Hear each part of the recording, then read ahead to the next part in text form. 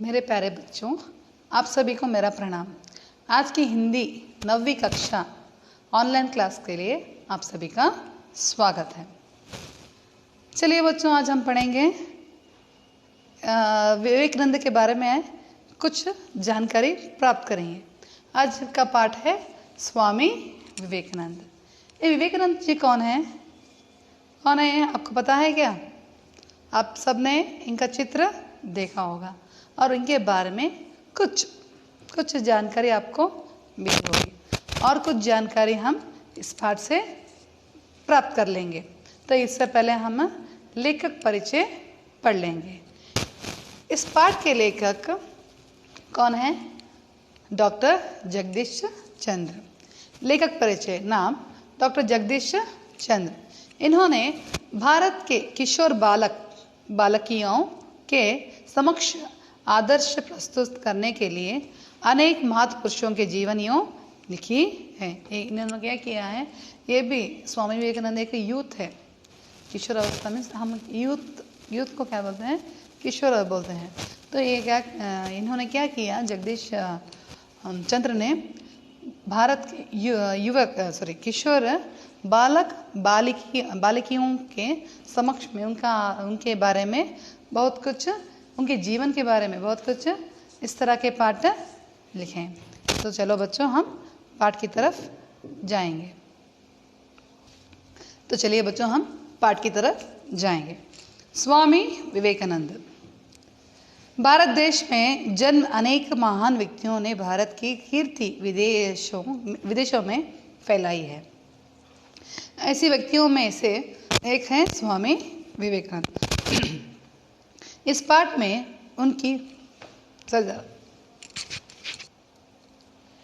ऐसे व्यक्तियों में से एक है स्वामी विवेकानंद।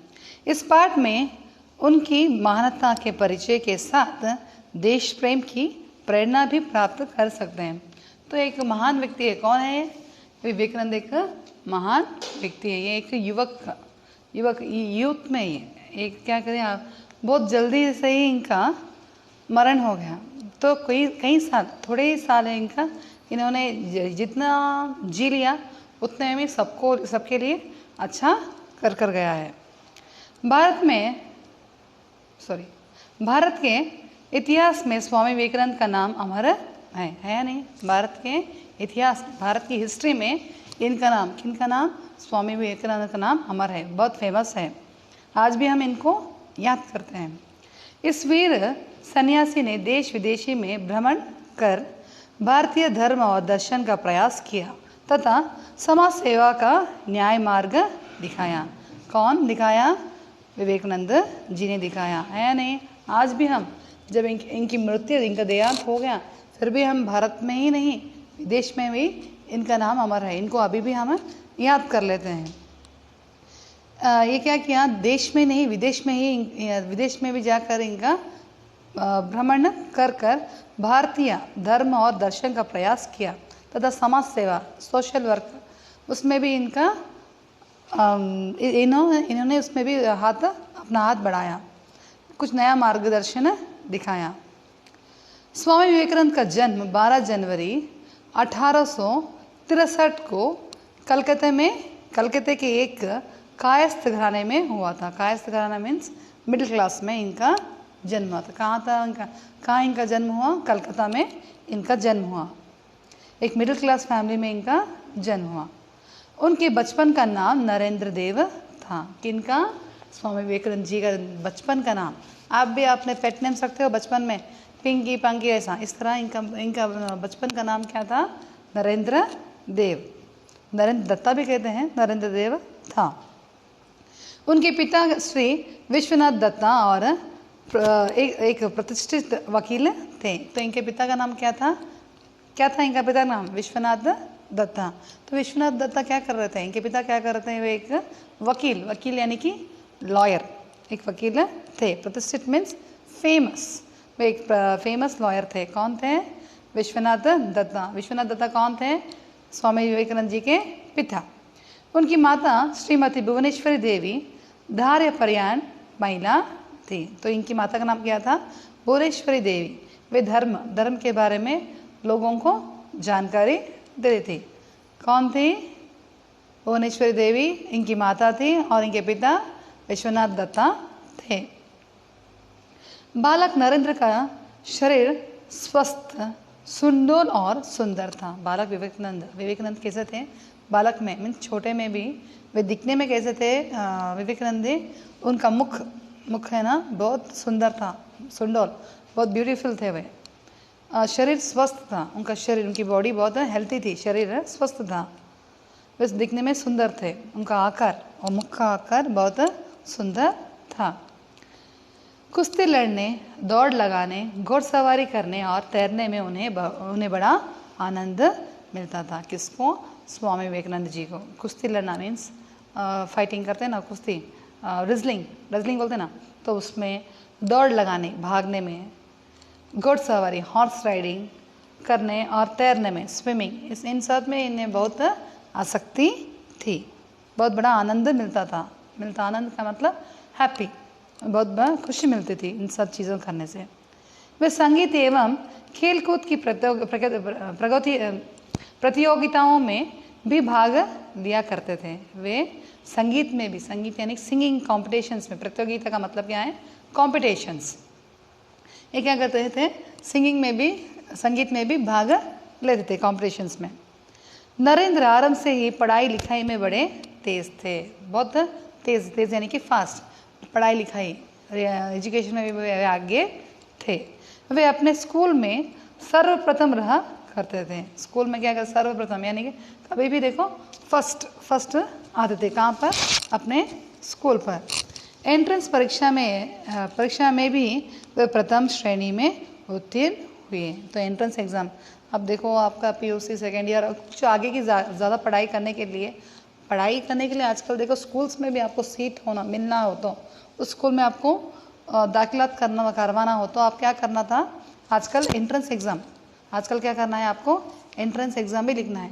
तो वे भी क्या करते थे? आगे की पढ़ाई करने के लिए एंट्रेंस एग्ज़ाम में भी प्रथम श्रेणी यानी कि फर्स्ट क्लास में पास हो गए, उत्तीर्ण हुए, पास हो गए। बीए की परीक्षा पास करने के बाद उन्होंने कानून का अध्ययन प्रारंभ किया। तो बीए की पढ़ाई डिग्री के बाद वे क्या किया?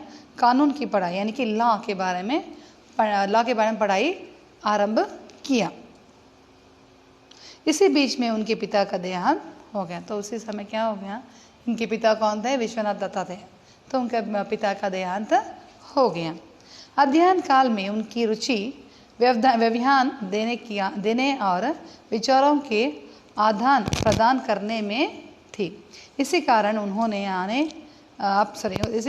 अपने कॉलेज में एक व्यवधान समिति बनाई थी और कई प्रतियोगिताओं का आयोजन भी किया था। तो इन्होंने क्या किया? इन्हें किसमें रुचि आई, किसमें इच्छा आई? इनकी इच्छा व्यवधान यानी कि भाषण देने में उनकी बहुत तीव्र इच्छा थी। विचारों में थिंकिंग, जब भाषण देते थे वह सोच समझकर भाषण देते थे। भाषण का मतलब क्या है? स्पीच। आदान प्रदान करने में थी, आदान लेना देना, किस तरह लाइफ एंड डेथ के बारे में। जब भी वे स्पीच देते थे लाइफ के बारे में ही, बहुत जीवन के बारे में, धर्म पर्यटन के बारे में बहुत सारी जानकारी अपने भाषण में दिया करते थे। इसी कारण उन्होंने अपने कॉलेज में एक व्यवधान समिति बनाई। इसी कारण उन्होंने अपने कॉलेज में क्या किया? एक समिति मीन्स एक कमेटी बना दी, आयोजन भी किया। पाश्चात्य विज्ञान यानी कि वेस्टर्न फिलॉसफी, पाश्चात्य विज्ञान में वेस्टर्न फिलॉसफी तथा दर्शन का भी उन्होंने अध्ययन किया। किशोरावस्था से ही नरेंद्र दार्शनिक एवं धार्मिक विचारों में तल्लीन रहते थे। किशोरावस्था अपने यूथ में ही वे बालक होते ही ना थे। यूथ यानी कि एज क्या होगा? 16 होगा, 16 के अबो अपने यूथ में ही इन सभी को यानी कि दार्शनिक एवं धार्मिक विचारों पर इनमें तल्लीन, बहुत आसक्ति थी। एक दिन नरेंद्र रामकृष्ण परमहंस के पास पहुँचे और अपने जिज्ञासाओं ने कहा सुनाई। रामकृष्ण परमहंस ने नरेंद्र को अपना शिष्य स्वीकार किया। रामकृष्ण कृष्ण परमहंस एक बड़े व्यक्ति हैं, तो इनका शिष्य कौन बन गए? स्वामी विवेकानंद जी बन गए। तो स्वामी विवेकानंद जी को क्या था, और बहुत जानकारी जानने के लिए वो उनके एक जिज्ञासा थी, एक क्यूरियोसिटी था। तो क्या करते हैं, रामकृष्ण परमहंस जी को जाकर मिलते हैं। मिलने के बाद उनको बहुत सारी जानकारी प्राप्त होती है उनकी तरफ से। तो वहाँ पर क्या हो गया, रामकृष्ण परमहंस के शिष्य कौन बन गए? विवेकानंद जी बन गए। स्वामी परमहंस के जीवन दर्शन से विवेकानंद इतने प्रभावित हुए थे कि उन्होंने अपने गुरु के संदेश का प्रयास करना चाहा। तो इनके दोनों के बीच में बहुत अटैचमेंट हो गया। किनका? स्वामी विवेकानंद जी और उनके गुरु कौन थे? रामकृष्ण परमहंस। जो कुछ भी रामकृष्ण परमहंस कहते थे, स्वामी विवेकानंद जी क्या करते हैं, उनका पालन करते, कुछ भी हो उनका पालन करते थे। तो उन्हें बहुत मानते थे। कौन? स्वामी विवेकानंद जी रामकृष्ण जी को बहुत मानते थे।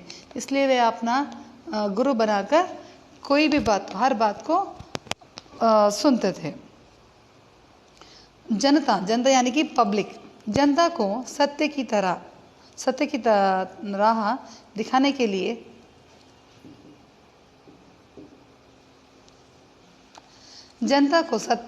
दिखाने के लिए सितंबर सन 1893 को वे संयुक्त राज्य अमेरिका गए। तो जनता को बताने के लिए संयुक्त राज्य कहाँ पर गए विवेकानंद जी? अमेरिका को गए। उस समय वह शिकागो नगर में सर्वधर्म सम्मेलन हो रहा था। वहाँ पर एक सम्मेलन, एक कमेटी हो रही थी, एक मीटिंग चल रही थी। वहाँ पर क्या करते हैं, विवेकानंद जी वहाँ पर उसमें भाग लेते हैं। कहाँ पर? अमेरिका में। इस महासभा में विवेकानंद ने भारतीय धर्म और तत्वज्ञान पर भाषण दिया। उस महासभा में, उस मीटिंग में वहाँ पर क्या किया विवेकानंद जी ने? क्या किया वहाँ पर? एक किसके बारे में? भारतीय धर्म और तत्वज्ञान का।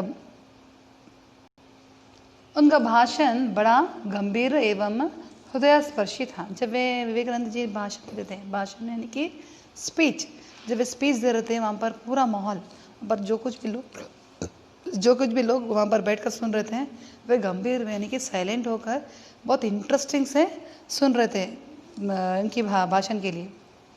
इनकी भाषण, विवेकानंद जी की भाषण में वे हृदयस्पर्शी यानी कि क्या बोलते हैं, हार्ट टचिंग। तो उनकी भाषा ऐसी थी, स्वामी विवेकानंद जी की भाषा, और उनके जो कुछ भी वो बोल रहे थे ना, वहाँ के लोग को बहुत उनके हृदय स्पर्शी यानी कि हार्ट टचिंग, उनको हार्ट टचिंग जैसा लग रहा था। वहाँ के जो भी लोग वहाँ पर बैठ कर सुन रहे थे, तो उनको ऐसा फील हो रहा था। उनकी वाणी सुनकर श्रोतागण मुग्ध हो गए। श्रोतागण यानी कि ऑडियंस क्या गए? मुग्ध हो गए। मुग्ध यानी कि उसमें उस भाषण में और थोड़ा मिल गए, उसके बारे में ही वे सोचने पड़े। कुछ समय इंटरेस्टेड हो गए। कुछ समय तक वे अमेरिका में ही रहे और अपने भाषणों द्वारा लोगों को त्याग और संयम का पाठ पढ़ाया। थोड़े दिन तक विवेकानंद जी क्या किया? कहाँ पर रहे? अमेरिका पर ही रहे। तो वहाँ पर क्या किया उन्होंने? त्याग और स्वयं का पाठ पढ़ाया। किसको? वहाँ के अमेरिका के लोगों को। इसके बाद वे इंग्लैंड और स्विट्ज़रलैंड भी गए और वहाँ उन्होंने सत्य और धर्म का प्रयास कर भारत के गौरव को बढ़ाया। तो वहाँ सिर्फ अमेरिका ही नहीं, इंग्लैंड को भी गए और स्विट्ज़रलैंड को भी गए। ये सभी आउटसाइड कंट्रीज है, फॉरेन कंट्रीज हैं। तो वहाँ पर जाने के बाद भी उन्होंने क्या किया? वहाँ पर उन्होंने सत्य और धर्म, ट्रुथ के बारे में, धर्म के बारे में, अपने रिलीजियस डिसिप्लिन किस तरह से रहना बोल के वहाँ के लोगों को प्रयास किया, बोला।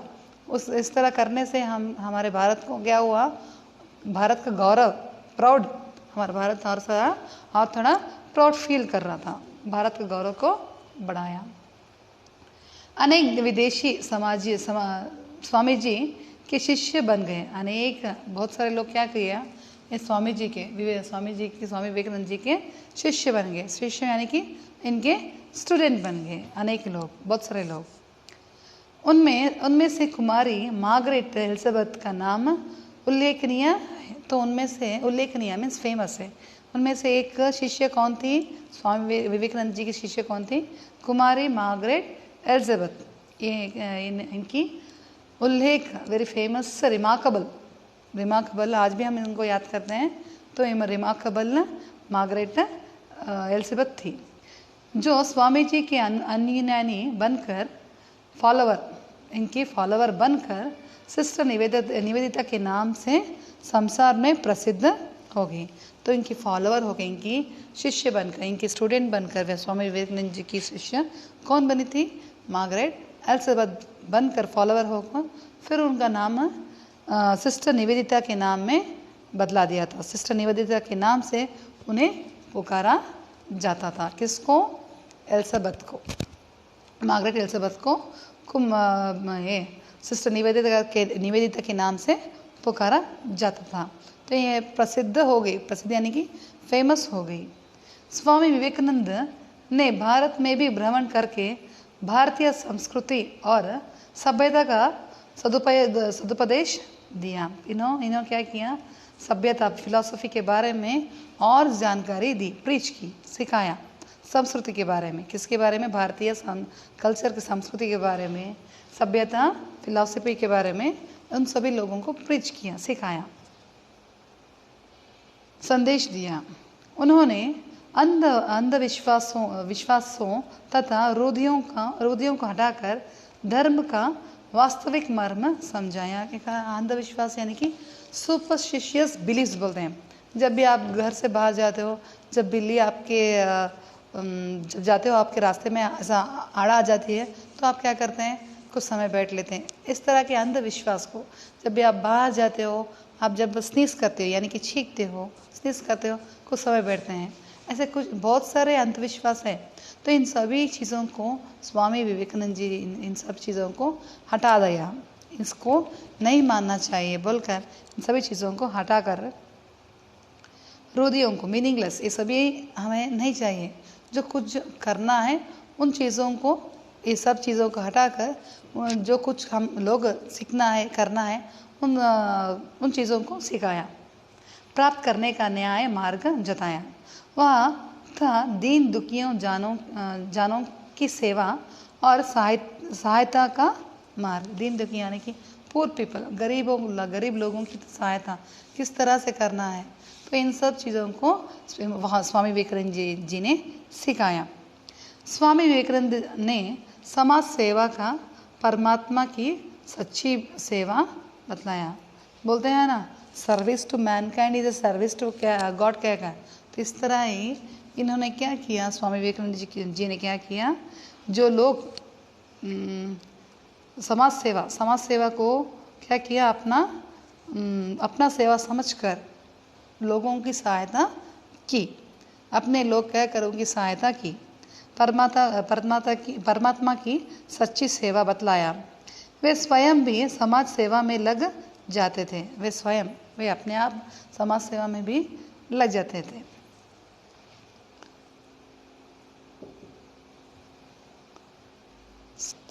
सन 1897 में प्लेग और अकाल से पीड़ित भारतवासियों की उन्होंने बड़ी तन्मयता से सेवा की थी। तो उस समय क्या हो गया? प्लेग ये एक बीमारी है, एक डिसीज़ है। तो यह क्या करता है?